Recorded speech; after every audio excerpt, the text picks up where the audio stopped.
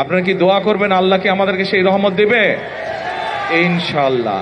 আমরা জানি এখানে আপনাদের যে সন্তানরা আছে তাদের এখানে লেখাপড়ার সমস্যা আছে। আল্লাহ যদি রহম করেন, আমরা এখানে চাই সুন্দর বাচ্চাদের জন্য স্কুলের গঠন করব তা না, স্কুলের পাশাপাশি তাদের খেলাধুলার যাতে পরিবেশ থাকে, খেলাধুলার জন্য যদি মাঠ থাকে, সেই ব্যবস্থাও ইনশাল্লাহ আমরা এখানে করতে চাই। আল্লাহ যদি রহম করেন, আল্লাহ যদি রহম করেন, আমরা চাই বিএনপির একটি পরিকল্পনা হচ্ছে দেশের মানুষের কাছে আল্লাহর রহমতে স্বাস্থ্য সেবা ঘরে ঘরে পৌঁছে দেওয়া।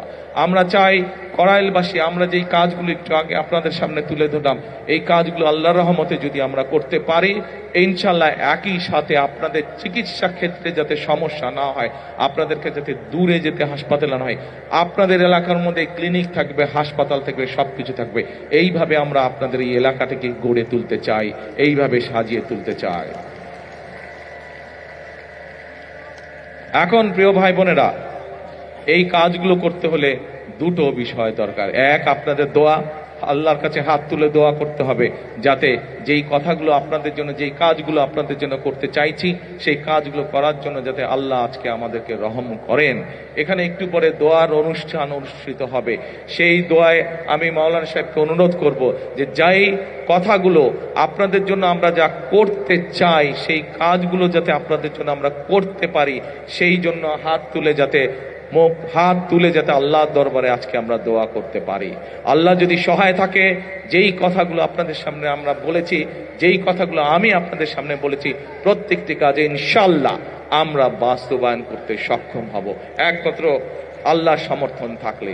এবং বিশেষ করে আজকে মা বোন যারা আছেন, এই মা বোনদের পাশে যাতে আমরা দাঁড়াতে পারি, মা বোনদের পাশে ইনশাআল্লাহ আল্লাহ রহম করলে বিএনপি যাতে আপনাদের পাশে দাঁড়াতে পারে, আপনাদেরকে যাতে যেই মা বোনদের ফ্রি শিক্ষার ব্যবস্থা দেশনেত্রী খালেদা জিয়া করে দিয়ে গেছিলেন, সেই মা বোনরা শিক্ষা পেয়েছে, শিক্ষায় আজকে তারা শিক্ষিত হয়েছে, কিন্তু সেই মা বোনকে অর্থনৈতিকভাবে আমরা যাতে সচ্ছলভাবে গড়ে তুলতে চাই, সেই জন্য এইরকম একটি ফ্যামিলি কার্ড আপনাদের কাছে পৌঁছে দিতে চাই মা বোনদের কাছে।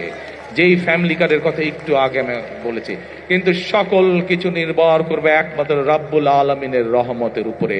আমরা যদি আল্লাহর কাছে চাই, আল্লাহ হচ্ছে রহমান রহিম, আল্লাহ যদি আমাদেরকে তৌফিক দেন, আল্লাহ যদি আমাদেরকে রহম করেন, তাহলেই আমরা একমাত্র আমাদের কাজে সফল হব।